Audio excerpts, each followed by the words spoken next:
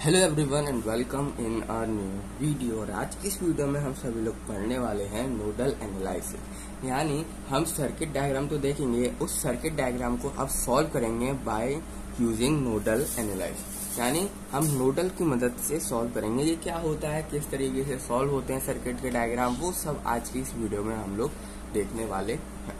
ठीक है, nodal analysis starting में आप लोग यही समझ सकते हो कि हम लोग इसमें क्या करते हैं, एक ब्रांच को लेते हैं एंड उस ब्रांच के जो पैरामीटर्स हैं उनको एक जगह नोट करते हैं। इसके बाद हम दूसरी ब्रांच को लेते हैं, तीसरी ब्रांच को लेते हैं, चौथी ब्रांच को लेते हैं। इस तरीके से हम लेके सॉल्व करते हैं जितनी भी ब्रांच है आपकी सर्किट डायग्राम में। और एक जगह हम क्या करते हैं, जीरो पोटेंशियल करते हैं। ठीक है, हम यहाँ पर सिंपली मूव करते हैं हाई पोटेंशियल से लो पोटेंशियल। कहाँ से मूव करते हैं, सिंपली इसमें हाई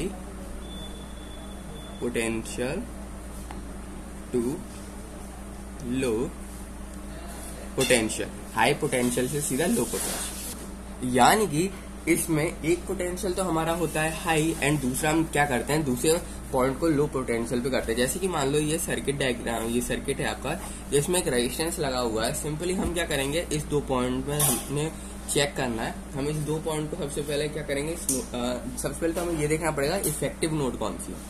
यानी कि इफेक्टिव नोड से मेरा क्या मतलब है, जहां पर सारा सर्किट डायग्राम जो है एक जगह हमें मिल जाए, सारा सर्किट डायग्राम जो हमें एक जगह मिल जाए। फिर हम क्या करते हैं, एक जगह हम हाई पोटेंशियल लगते हैं। इस पॉइंट को अगर मैं ए नाम दे दी तो इस जगह वीए होगा। इस पॉइंट को मैं क्या नाम दे रहा हूँ, ए। तो इस पे जो पोटेंशियल होगा आपका, जो ए पॉइंट पे आपका पोटेंशियल होगा वो कहलाएगा हमारा वीए।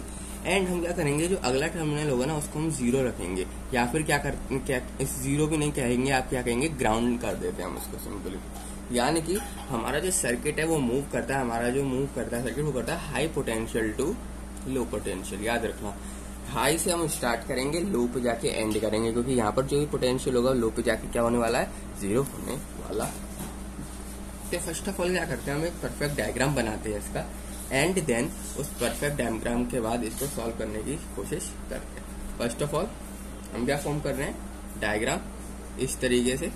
ठीक है, हम ऐसा डायग्राम बनाएंगे जिसमें जो है हमारा सर्किट जो है, जिसमें हमारे पास क्या है, दो बैटरी लगी होंगी यहाँ पर इस तरीके से। एंड इसको मैं मान लेता हूँ 8 वोल्ट की बैटरी यहाँ पर, और इस वाली बैटरी को मैं मान लेता हूँ 10 वोल्ट की है। इधर हमारा जो करंट फ्लो होगा वो I1 नाम दे देता हूँ। इस रेजिस्टेंस को 2 ओम सपोज कर लेते हैं। इस पॉइंट को मैं ए नाम दे देता हूँ। ठीक है, और इस वाले रेजिस्टेंस को भी 1 ओम दे देता हूँ, इसको 3 ओम दे देता हूँ, इसको मैं दे देता हूँ 6 ओम ही दे देता हूँ, इसको 8 वोल्ट हमने दे रखा है। यहाँ पर जो करंट, देखो करंट यहाँ से I1 जा रहा है, पर जो करंट यहाँ पर होगा ना उसको हम सिंपली I2 कह देते हैं। जो करंट यहाँ पर होगा उसको सिंपली हम क्या कह देते हैं, I2। I1 करंट यहाँ से, I2 करंट यहाँ से। अब हमारा जो फर्स्ट स्टेप होता है ना, हमारा जो नोडल एनालिसिस में फर्स्ट स्टेप होता है, नोडल के तरीके से जब हम सॉल्व करते हैं तो हमारा फर्स्ट स्टेप आता है कि हम क्या करें, सबसे पहले आइडेंटिफाई करें effective node. First of all हमें को क्या करना है, आइडेंटिफाई करना है कौन सी नोड हमारी इफेक्टिव नोड हो सकती है।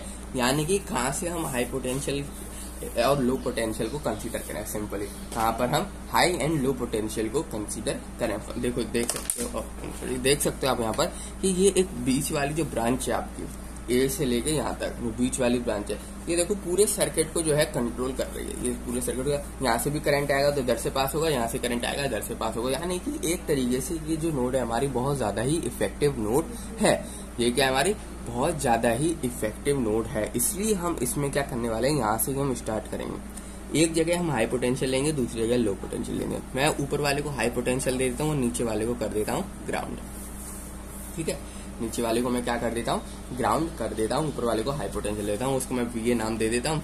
उसमें पोटेंशियल जो है उसको मैंने वीए नाम दे दिया, क्योंकि इस पॉइंट का नाम मैंने ए रखा था, इसलिए उस पोटेंशियल को मैंने वीए नाम दे दिया। और नीचे जो हमारा ग्राउंड वो ही रखा है।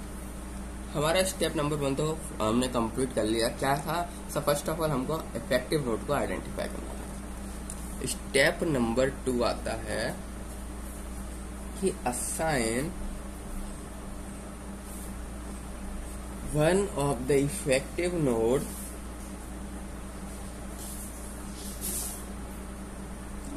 as reference.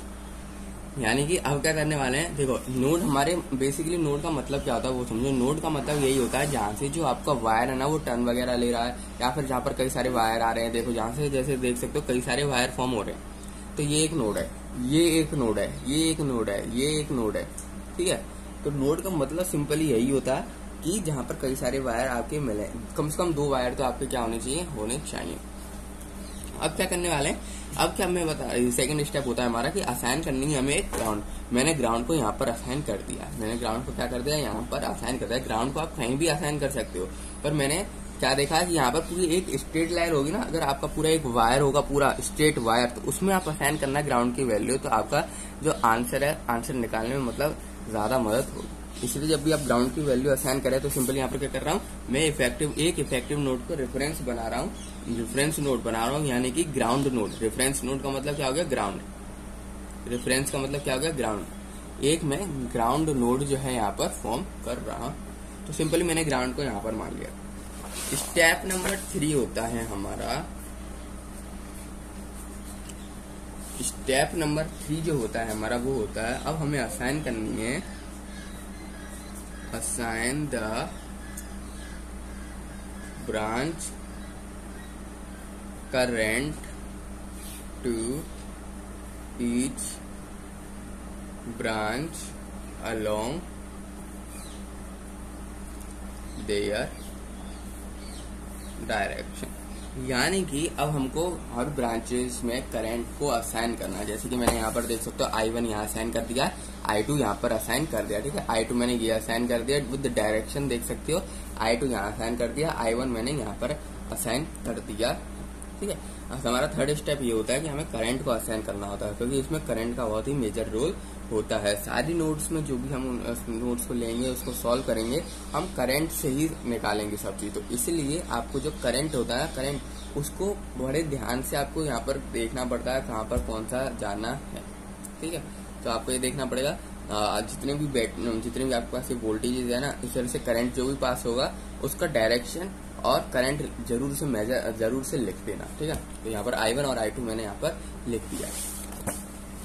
हमारा ये हो गया स्टेप नंबर 3। अब स्टेप नंबर 4 आता है हमारा, सिंपली अब हमें अप्लाई करना है KVL रूल। अब KVL Kirchhoff voltage law rule का सिंपली यहाँ पर हम अप्लाई कर देंगे इन नोड्स में, और हमारा जो है एक इक्वेशंस बनेंगे। उन इक्वेशंस को हम अगर सॉल्व कर देंगे तो हमारी वोल्टेज वगैरह की वैल्यू जो है फाइंड आउट हो जाएंगे। तो स्टेप नंबर 4 क्या हमारा, सिंपल है। स्टेप नंबर 4 हमारा यही है कि हमें अप्लाई करना है KVL at each non reference effective node and right the branch currents in the form of non voltage,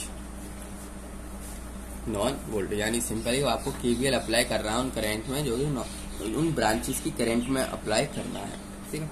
किस तरीके से अप्लाई होगा वो देखो। हम सबसे पहले बात करते हैं फ्रॉम नोड ए। जो हमने यहाँ पर ए पॉइंट लिया था ना, ये इस वाले नोड की हम सबसे पहले बात करने वाले हैं। तो इस क्या बात करेंगे इस वाले नोड पे।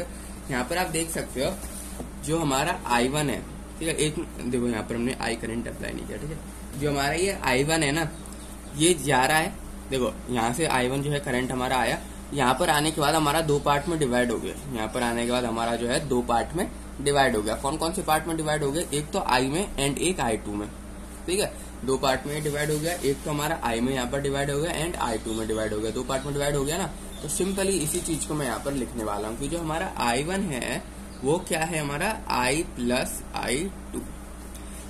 ये चीज तो मैंने लिखी है। I1 यहाँ से गया, I ये रहा, I2 ये रहा। अगर इन दोनों का मैं प्लस कर दूं तो वापस से I1 ही मिलेगा। I1 जा रहा है 2 पार्ट्स में डिवाइड, और इन दोनों पार्ट्स को वापस में सम कर दूं तो क्या मिलेगा मेरे को, I1 मिलने वाला है। क्या मिलने वाला है, I1। तो वो चीज मैंने यहाँ पर आपके लिए लिखी है।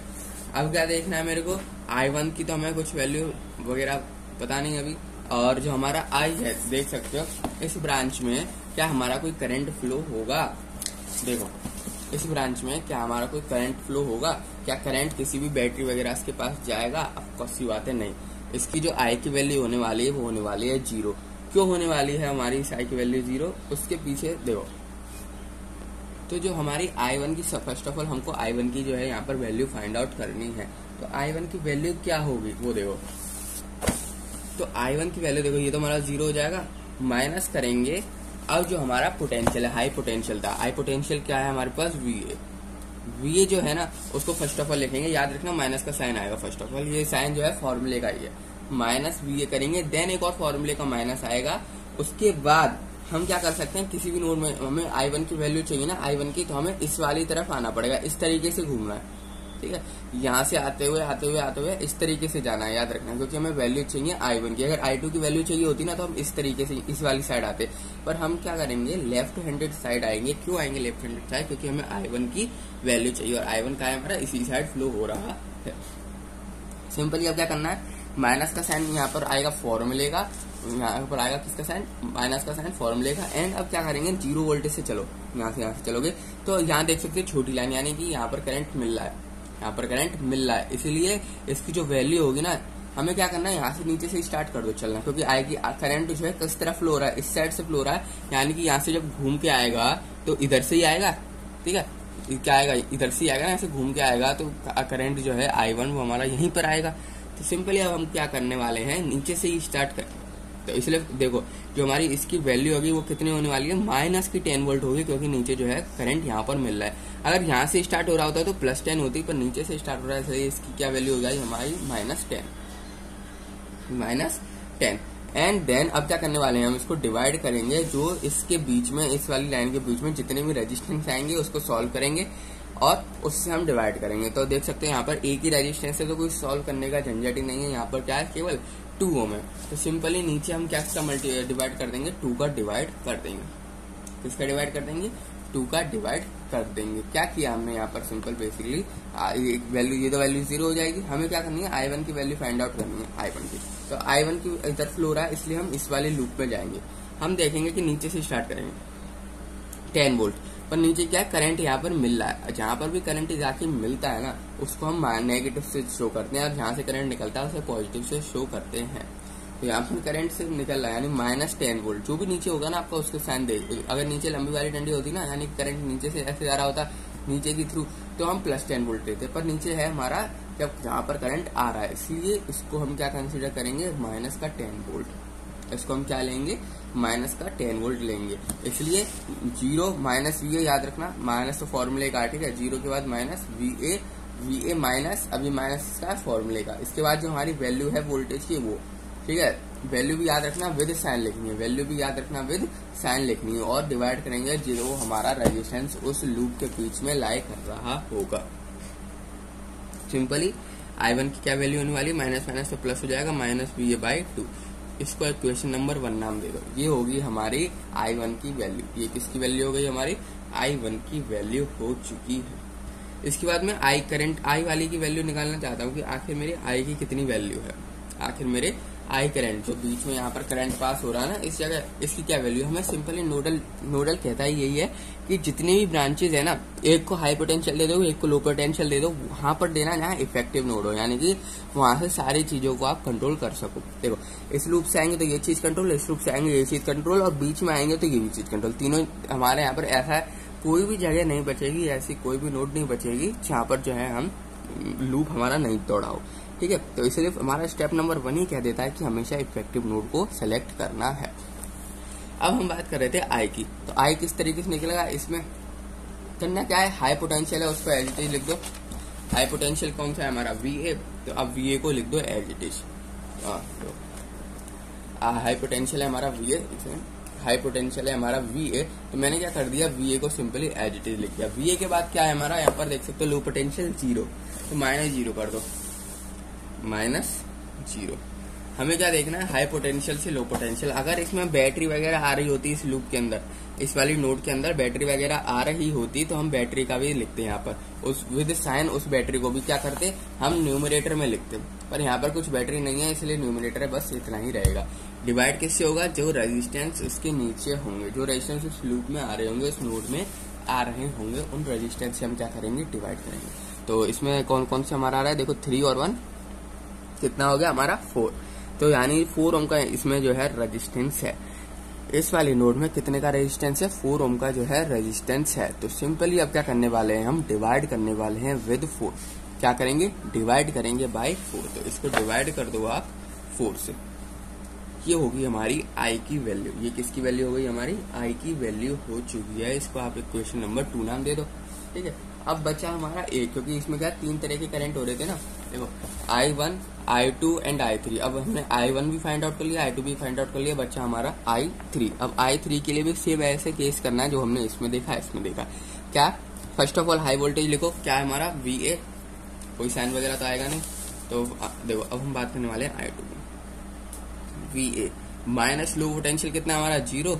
माइनस मैंने क्यों लगाया यहाँ पर, ये फॉर्मूले का माइनस होता है। जब भी आप बैटरी लगाने में बैटरी का कुछ करते हैं ना, तो याद रखना यहाँ पर आप पहले से ही माइनस लगा देना। ठीक है, बैटरी आने वाली है तो एक फॉर्मूले का माइनस पहले से लगा देना। देखो इस लूप में देख सकते हो बैटरी मौजूद है, इस वाले लूप में देखो, इस वाले की तो बात कर रहा हूँ, इस वाले की, इस लूप में देखो यहाँ पर एक बैटरी मौजूद है 8 वोल्ट की। इसलिए बैटरी मौजूद है, इसलिए मैंने बैटरी का साइन नहीं है, ये याद रखना, ये बैटरी का जो है साइन नहीं है, ये फॉर्मूले का साइन है, पहले से नेगेटिव यहाँ पर आपको लगाना। देन अब ब्रैकेट के अंदर वो साइन आएगा जो आपकी बैटरी का है, जो आपकी बैटरी का है। देख सकते हो यहाँ पर क्या है, करंट किस तरीके से जा रहा है, आई यहाँ से गया I1 एंड I2। अब देख सकते हो I2 जो करंट जा रहा है वो सीधा किस पे पड़ रहा है, बड़ी वाली लाइन पे। किस पे, बड़ी वाली लाइन पे, यानी करंट इस बार जो है यहाँ से एंटर हो रहा है। अगर जैसे आपको सिंपली देख लो, छोटी वाली लाइन है तो नेगेटिव साइन आ जाता है, बड़ी वाली लाइन है तो पॉजिटिव साइन। करंट हमारा एंटर कर रहा है बड़ी वाली लाइन की तरफ। ठीक है, तो ये हमारा क्या आ गया, पॉजिटिव साइन आएगा। अब 8 वोल्ट हम लिखेंगे, वो लिखेंगे पॉजिटिव वाला। 8 वोल्ट जो हम लिखेंगे यहाँ पर पॉजिटिव लिखेंगे, नेगेटिव नहीं लिखेंगे। उसमें नेगेटिव हमने इसलिए लिखा था क्योंकि जो आई करंट है ना, यहाँ से जाएगा घूम घाम के यहाँ पर आएगा तो वापस यहीं पर ही। तो देख सकते हो जब जाएगा, जहाँ पर करंट जो है जहाँ पर भी मिल जाए ना, वो देखा जाता है वहां पर क्या साइन है, घूम घाम के इस पे मिला है नेगेटिव वाली लाइन पे। पर इसमें जो I2 हमारा किस में मिला है, बड़ी वाली लाइन पे, इसलिए इसको पॉजिटिव लिया हमने, इसको नेगेटिव लिया। छोटी वाली लाइन पे आ जाए, बाकी करंट मिल रहा हो तो सिंपली नेगेटिव साइन पुट कर देना, बड़ी वाली लाइन पे मिल रहा हो तो सिंपली पॉजिटिव पुट करना। ठीक है, अब देखो ये हो गया। अपॉन डिवाइड करोगे जो उसके बीच में रेजिस्टेंस आ रहा है, उसके बीच में कितने का रेजिस्टेंस आ रहा है, मेरे ख्याल से जो रेजिस्टेंस है वो हमारा 6 ओम का है। यहाँ पर आप देख सकते हो जो रेजिस्टेंस यहाँ पर प्रेजेंट है हमारा, वो कितने ओम का है, 6 ओम का रेजिस्टेंस यहाँ पर प्रेजेंट है। तो सिंपली अब यहाँ पर क्या करेंगे, डिवाइड बाय 6 कर देंगे। अब इसको मैं थोड़ा ढंग से लिख देता हूँ। तो क्या आएगा हमारा यहाँ पर I2 की वैल्यू, I2 की जो वैल्यू है वो क्या आने वाली है, I2 की वैल्यू होगी हमारी VA माइनस 8/2।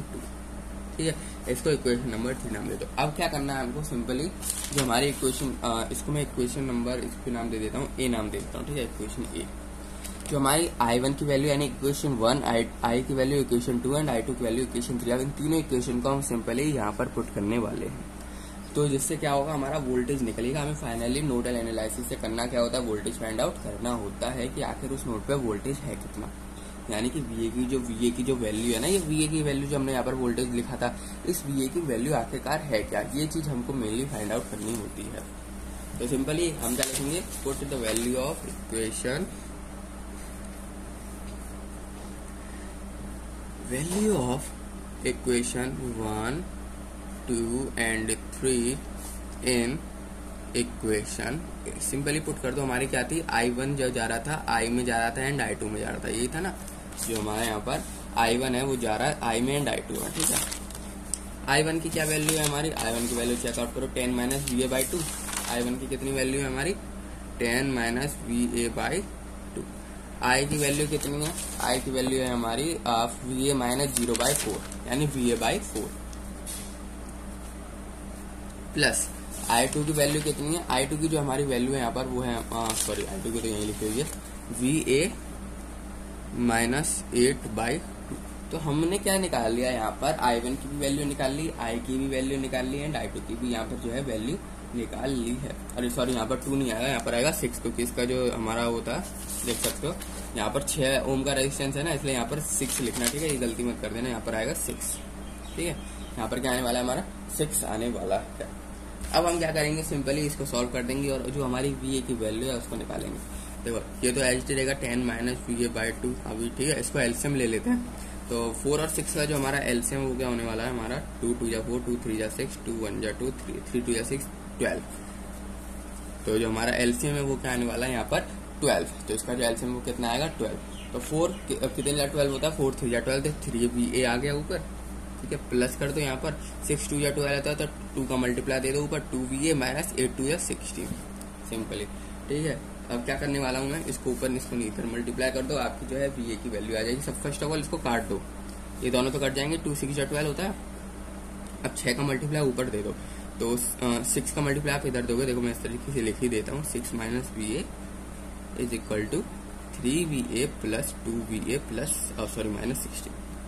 मल्टीप्लाई दे दो इसके अंदर, ऐसे दिख नहीं रहा होगा, तो मल्टीप्लाई दे दो आप अंदर 60 minus 6VA is equal to 3VA plus 3VA और 2VA हो गया हमारा 5VA, ठीक है। इसको मैं सीधा 60 माइनस 6VA, अब इसको मैं सीधा 5VA लिख देता हूँ एंड माइनस लिख देता हूँ 16, ओके, माइनस लिख देता हूँ 16। अब ये जो है इस साइड ले लो, ये वाला इस साइड ले लो, तो हमारा जो है आंसर बन जाएगा। यहाँ पर क्या होगा, यहाँ पर देखो मैं क्या करने वाला हूँ, इस 6VA को उस साइड ले रहा हूँ एंड माइनस 16 को इस साइड ले रहा हूँ, क्योंकि नेगेटिव है। अगर मैं इसको भी यहाँ ले लूंगा तो वैल्यू नेगेटिव में हो जाएगी, ठीक है। इसमें नेगेटिव चाह रहा नहीं है, तो क्या हो जाएगा हमारा 60 plus 16 is equal to 5VA plus 6VA, ठीक है। इसको मैं इस साइड लिख रहा हूँ, इसको मैं इस साइड लिख रहा हूँ, यानी कि मैं 5VA plus 6VA 60 plus 16, simply मैंने कुछ नहीं किया, बस एक्सचेंज करता है, इधर वाला उधर लिख दिया, उधर वाला इधर लिख दिया। ये क्यों लिख दिया, क्योंकि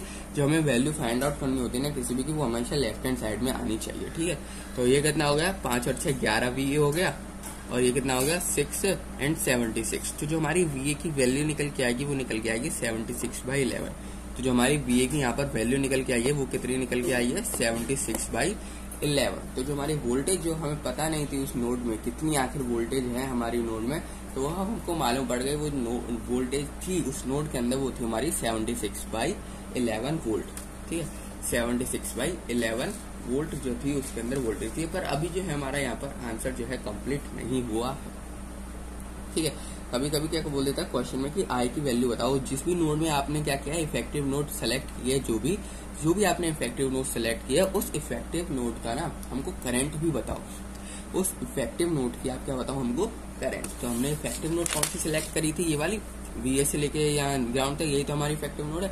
तो इसमें कौन सा करंट फ्लो हो रहा है, हमारा आई नाम का करंट फ्लो हो रहा है। तो सिंपली हमको आई की वैल्यू भी बतानी पड़ेगी। आई की जो आई का क्या था हमारा, आई की वैल्यू कितनी थी, VA/4 थी। सिंपली आई की वैल्यू कितनी है, VA/4। तो सिंपली अब क्या करने वाले हैं हम, आई की वैल्यू VA/4 रखेंगे। अब सिंपली VA की वैल्यू पुट कर देंगे यहाँ पर। कितनी थी हमारी VA की value 76/11,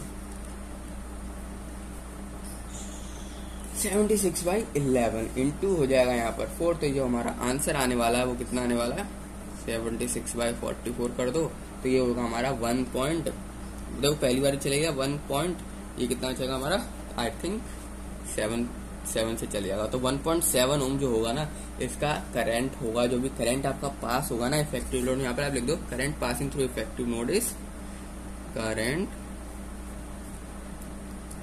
passing through effective node is 1.7 ओम। आप चाहो तो ना I1 की भी और I2 की वैल्यू यहाँ पर फाइंड आउट कर सकते हो। पर क्वेश्चन में ज्यादातर ये बोलता है जिसकी आपने इफेक्टिव नोड सेलेक्ट करी होगी, नोडल एनालिसिस, सिंपली उस नोड का करंट बता दो, वो आपको क्वेश्चन में बता देगा कि हाँ, जब डायग्राम बनाएगा तो नेमिंग भी कर देगा, बोलेगा हाँ ए से बी तक की मेरे को करंट की वैल्यू बताओ, ठीक है। अगर मुझसे यहाँ पर I1 की वैल्यू पूछा तो मैं I1 की भी वैल्यू निकालता, I2 की वैल्यू पूछा तो I2 की वैल्यू निकालता, ठीक है। पर ज्यादा जो नॉर्म पूछ सकता है, ठीक है, आप I1 I2 की वैल्यू यहाँ पर निकाल सकते हो। पर जनरली पूछता है जो भी आपने, वो खुद पूछ लेगा कि एक नोड का इसकी करंट की वैल्यू भी मेरे को बताओ। तो उस करंट की वैल्यू निकालने के लिए आपको फर्स्ट ऑफ ऑल क्या पता होना चाहिए, वोल्टेज पता होना चाहिए। इसलिए फर्स्ट ऑफ ऑल हम क्या निकालते हैं, वोल्टेज को यहाँ पर फाइंड करते हैं, ठीक है। एक क्वेश्चन इसका जो है वो हम करके देखते हैं, फिर देखते हैं इसको थोड़ा सा आगे। एक इसका मैं क्या करने वाला हूँ, क्वेश्चन करने वाला हूँ। सिंपली आपसे बोला गया है find the voltage across 3 ohm resistor using nodal analysis, nodal analysis की मदद से आपको क्या फाइंड आउट करना है, सिंपली आपको फाइंड आउट करना है करंट वोल्टेज फाइंड आउट करना है अक्रॉस 3 ओम रेजिस्टेंस की। अब 3 ओम रेजिस्टेंस क्या है, मैं आपको डायग्राम बना के बताता हूँ मैं किसकी बात जो है यहाँ पर कर रहा हूँ। तो सिंपली हमारा जो डायग्राम है कुछ बहुत इजी सा होने वाला है। इस तरीके से ये हमारा जो डायग्राम है कुछ इस तरीके से जो है होने वाला है, और इसको ये और ये जो हमारा करंट होगा 5 एम्पियर का ऊपर की साइड, और यहाँ पर जो करंट है हमारा ऊपर की साइड 6 एम्पियर का, ठीक है। और जो है यहाँ पर मैं इसको 3 ओम रेजिस्टेंस दे देता हूँ। तो आपको सिंपली यहाँ पर फाइंड आउट करना है कि आखिर यहाँ पर वोल्टेज कितना होगा, आपका ये वोल्टेज जो है यहाँ पर कितना होने वाला है। इसको मैं 2 ओम नाम दे देता हूँ, इसको मैं 4 ओम नाम दे देता हूँ, ठीक है। फर्स्ट स्टेप नंबर 1, स्टेप हमारा 1 क्या था, स्टेप नंबर हमारा 1 क्या था, मैंने आपको बताया था सबसे पहले हमें आइडेंटिफाई करना है इफेक्टिव नोड को। हमें फर्स्ट ऑफ ऑल क्या आइडेंटिफाई करना है, इफेक्टिव नोड की। आखिर हमारे सर्किट डायग्राम के अंदर इफेक्टिव नोड कौन सी है। पर आप यहाँ पर आप देख सकते हो इस सर्किट डायग्राम के अंदर कि मैं अगर यहाँ पर इफेक्ट देखो, यहाँ पर 2 वायर जुड़ रहे हैं, तो सिंपली मैं इसको एक इफेक्टिव नोड मान सकता हूँ। एक सर्किट के अंदर एक से भी ज्यादा इफेक्टिव नोड हो सकती हैं, ठीक है। जितना कॉम्प्लेक्स सर्किट होता जाएगा आपकी इफेक्टिव नोड उतनी ज्यादा इंक्रीज होती जाएंगी, उतने आपके जो है वेरिएबल्स जो है फॉर्म होते जाएंगे। देखो एक तो मैं यहाँ इफेक्टिव नोड मान सकता हूँ, एक मैं यहाँ इफेक्टिव नोड मान सकता हूँ। तो अगर मैं मान सकता हूँ जितनी भी जगह तो मेरे को वहां मानना पड़ेगा। मैं ऐसा नहीं हूँ कि एक्सकेप कर दूं इसको, नहीं मान, ऐसा नहीं होगा। तो सिंपली मैं इसको वीए नाम दे देता हूँ, इसको मैं वीबी नाम दे देता हूँ, ठीक है। सिंपल मैंने क्या कर दिया, उसको मैं वीए नाम देता हूँ, उसको मैं वीबी नाम देता हूँ। इस पॉइंट का नाम मैं ए रख देता हूँ, इस पॉइंट का नाम मैं बी रख देता हूँ। जो वोल्टेज होगा यहाँ पर ए पॉइंट पे उसको मैंने वीए नाम दे दिया, जो वोल्टेज होगा हमारा बी पॉइंट पे उसको मैंने वीबी नाम दे दिया। Step number 1 complete. अब स्टेप नंबर 2 क्या था हमारा, स्टेप नंबर 1 तो सिंपल था कि आपको क्या करना है, आइडेंटिफाई करना है इफेक्टिव नोड को। सेकंड क्या था, हमको क्या करना है, रेफरेंस बनाना यानी कि ग्राउंड बनाना। तो सेकंड स्टेप हमारा क्या था, असाइनिंग करनी है one of the effective node as reference, यानी कि सिंपली आपको ग्राउंड करनी है, ग्राउंड नोड बनानी है। तो सिंपली ग्राउंड जो होता है ना वो एक ही जगह होता है, ग्राउंड जो होता है एक ही जगह होता है। आप हर बार ग्राउंड नहीं कर सकते, कोई भी आप एक जगह ग्राउंड कर सकते हो। मैं ना यहाँ पर कर देता हूँ ग्राउंड। यहाँ पर करने की देखो वजह है, दोनों तरफ से क्या पड़ेगा, ये एकदम कॉमन पड़ेगा, एक कॉमन पॉइंट पड़ेगा। जब मैं यहाँ से सॉल्व करते हुआ आऊंगा तो मेरे को ग्राउंड मिल जाएगा, यहाँ से सॉल्व करता हूँ यहाँ पर ग्राउंड मिल जाएगा, ठीक है। तो ये क्या है, बीच का पॉइंट एक तरीके से हमें जो है आसान कर देगा हमारी थोड़ी कैलकुलेशन को, ठीक है, आसान कर देगा हमारी थोड़ी कैलकुलेशन को, ठीक है। तो यहाँ से मैंने एक ग्राउंड आ जाएगा, यहाँ से ग्राउंड, तो ग्राउंड यहाँ पर बिल्कुल ही परफेक्ट प्लेस है। स्टेप 2 भी हमारा हो गया कंप्लीट। स्टेप नंबर आता है 3 स्टेप क्या करना है, हमें असाइन करनी है ब्रांच की करंट, यानी क्या करना है, हमको असाइन करनी है the branch current to each branch along with their direction, यानी डायरेक्शन के साथ हमको सिंपली क्या करना है, असाइन करनी है वैल्यूज को हमको विद डायरेक्शन। डायरेक्शन याद रखना होनी चाहिए, अगर आपके इसमें डायरेक्शन नहीं है तो बिल्कुल गलत हो जाएगा क्वेश्चन। डायरेक्शन तो है आपकी जो बिल्कुल होनी चाहिए।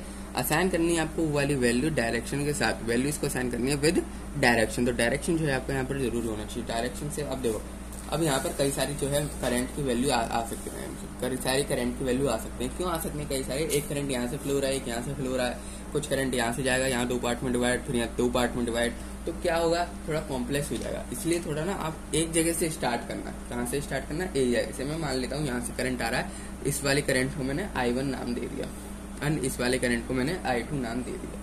जो 5 एम्पियर का करंट है ना, ये गया I1 और I2 में डिवाइड हो गया।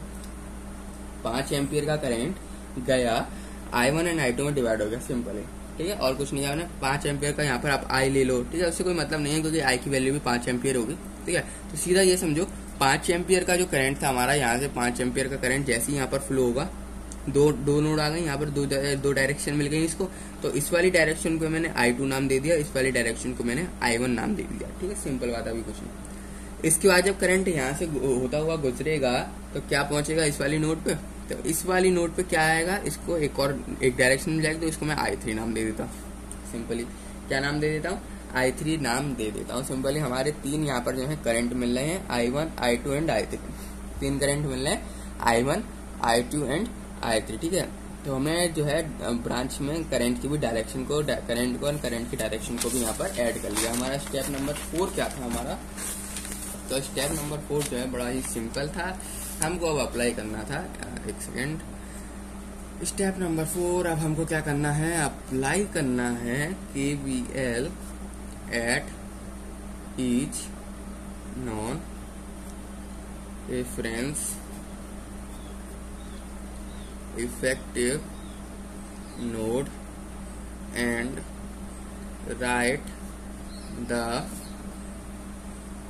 branch current in the form of node voltage। ठीक है, तो सिंपली अब आपको ब्रांचेस जो भी आपने करंट वगैरह लिए थे उसमें सिंपली केवीएल को अप्लाई कर दो, आपका जो है क्वेश्चन स्टार्ट हो जाएगा। तो फर्स्ट ऑफ ऑल हम लोग केवीएल अप्लाई करते हैं इस तरफ से। ठीक है, इस तरफ से मैं जो है स्टार्ट करने वाला हूँ। देखो 5 एम्पेयर का करंट है। सब फर्स्ट ऑफ ऑल 5 एम्पेयर का करंट है, ये जा रहा है और दो पार्ट में डिवाइड हो रहा है, I1 एंड I2। जाते हुए दो पार्ट में डिवाइड हो रहा है, I1 एंड I2। तो सिंपली ये चीज को मैं यहाँ पर लिखने वाला हूँ। जो 5 एम्पेयर का करंट है I1 प्लस I2 में हो रहा है डिवाइड। ठीक है, तो अब I1 की फर्स्ट ऑफ ऑल वैल्यू निकालू मैं, कितनी होगी। I1 कौन सा हमारा, ये वाला 3 ओम वाला।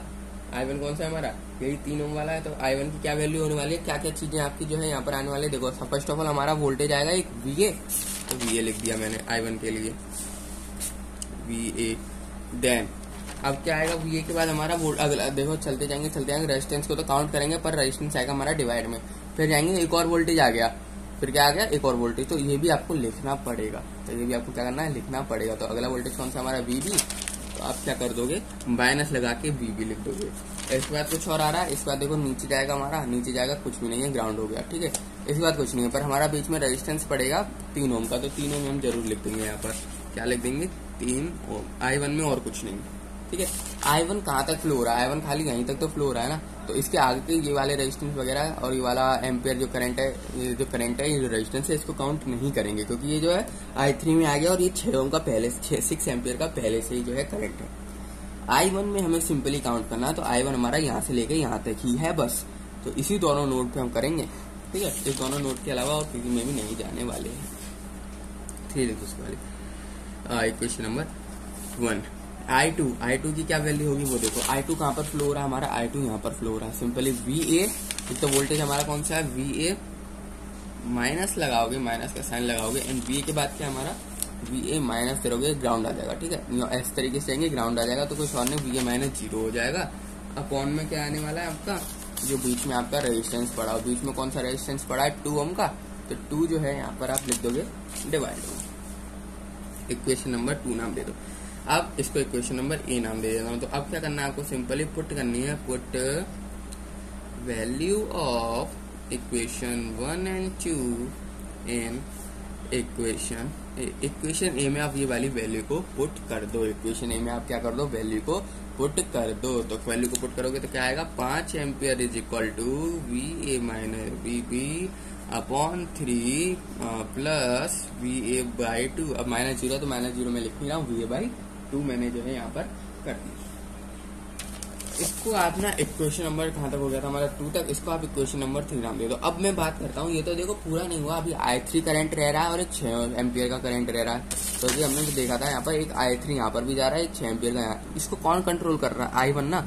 I1 फर्दर जाके जो है 2 पार्ट में यहाँ पर डिवाइड हो रहा है, I3 एंड 6 एम्पियर 2 पार्ट में डिवाइड हो रहा है ना। एक तो 6 एम्पियर एंड I3 2 पार्ट में डिवाइड हो रहा है। तो सिंपली अब क्या लिखेंगे हम, I1 देखो फॉर नोड B। ये तो नोड A में आ रहे थे ना सारी चीजें, अब मैं नोड B की बात कर रहा हूँ। ठीक है, यहाँ पे लिख देता हूँ फॉर नोड A।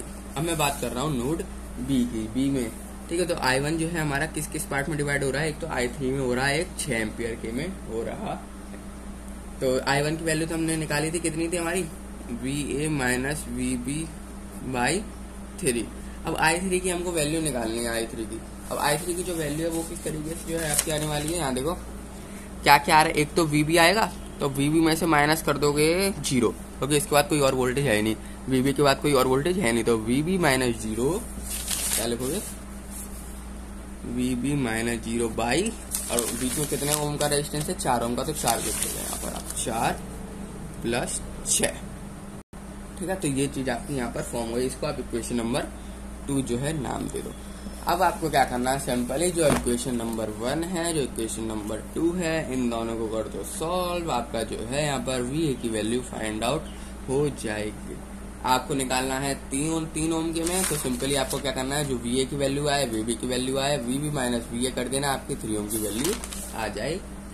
ठीक है, तो इस वीडियो में इतना ही, मिलते हैं आप सभी लोगों से नेक्स्ट वीडियो में। वीडियो बहुत ज़्यादा लंबी हो गई, इस वाले कैलकुलेशन को खुद करना और कमेंट सेक्शन में कमेंट करके मेरे को ज़रूर से बताना। तो इस वीडियो में इतना ही, मिलते हैं आप सभी लोगों से नेक्स्ट वीडियो में।